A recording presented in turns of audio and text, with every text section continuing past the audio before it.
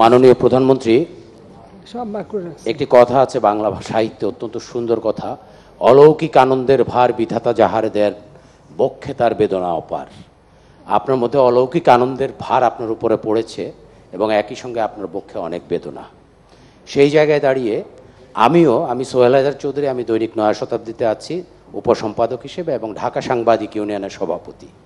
এবং ঢাকা সাংবাদিক ইউনিয়নের সভাপতি হিসেবে একটি ছোট্ট প্রশ্ন আপনার কাছে করতে চাই এবং আপনার কাছ থেকে একটি রেমিডি চাই যে আমরা নবম ওয়েস বোর্ড পাইনি, শুধুমাত্র এখানে অনেক মালিক বসা আছে, মালিকদের নানা ধরনের পদক্ষেপের কারণে মামলা করে আটকে দিয়েছে নবম ওয়েস বোর্ড, অথচ যেটি আপনি দিয়েছিলেন।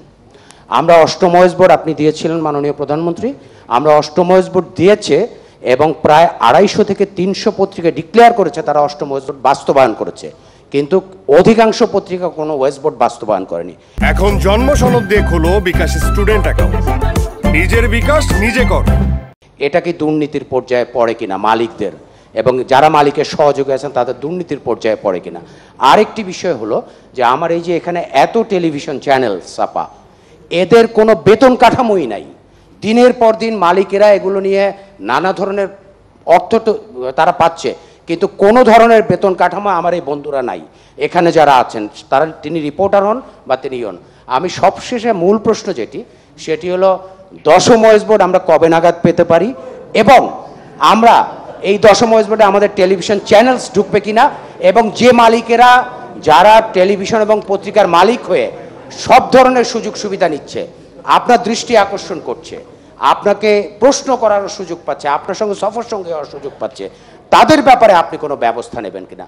ধন্যবাদ মাননীয় প্রধানমন্ত্রী, আপনাকে খুব সুন্দর লাগছে আপা, আপনাকে এবং আপনার সুস্থতা এবং দীর্ঘায়ু কামনা করে। অনেক সুন্দর লাগছে আপা আপনাকে।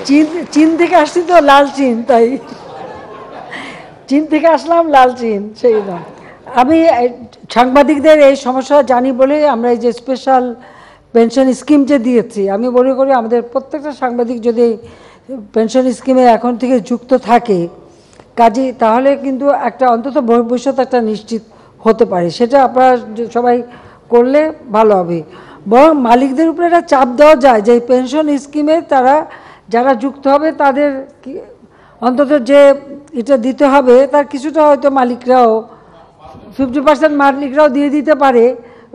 তাহলে যদি দেয় তাহলে হয়তো যে বেতনেই দিক পেনশন স্কিমে যে টাকা জমা রাখতে হবে তার কিছুটা মালিকরাও দিয়ে দিক, তো দিয়ে দিলে তো তখন কিছুটা বাড়লো। আর কি করবো, লাইসেন্স দিচ্ছি দেখে তো এত চাকরি হচ্ছে, না হলে হতো না তো। মাননীয় প্রধানমন্ত্রী, না লাইসেন্স দিচ্ছি বলেই তো চাকরিটা হচ্ছে। মালিকরা কিন্তু প্রভিডেন্ট ফান্ডের টাকাই দেয় না, ওখানে আইন আছে ওয়েস বোর্ডে যে যতটুকু শ্রমিকের কাছ থেকে কেটে নেওয়া হবে সমপরিমাণ ওয়েস বোর্ডে আছে, সমপরিমাণ মালিককে দিতে হবে।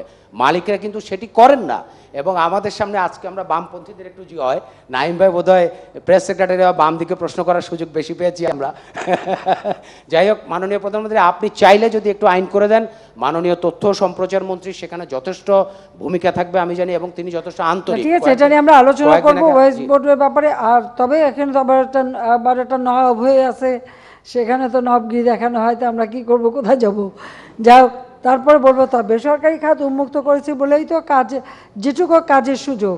আর আমি তো বললাম যে আমি সারা বাংলাদেশের মানুষের এই সার্বজনীন পেনশন স্কিম, আমি আবারও বলবো যে এটা নিজের ভবিষ্যৎটা রক্ষা করার জন্য এটা করা উচিত। আর একটা কথা আমি বলি, পেনশন স্কিম সব কটার ব্যাপারেই প্রযোজ্য, যেটা শুধু একজনই না। যেমন পেনশন যে চাকরি করে সে পেনশন পায়, কিন্তু পেনশন স্কিমে কিন্তু পরিবারের সবাই যুক্ত হতে পারে। বিভিন্ন ধাপ আছে, সেই ধাপে পরিবার সকলে কিন্তু যুক্ত হতে পারে। কাজে সেটা যুক্ত হলে পরে তো ভালো একটা নিজের পরবর্তীকালে আয়ের একটা সুযোগ সৃষ্টি হবে। সেই বিষয়টা খেয়াল রেখে সবাই করলে পর অন্তত কিছুটা তো নিজের নিশ্চয়তা থাকবে ভবিষ্যতের।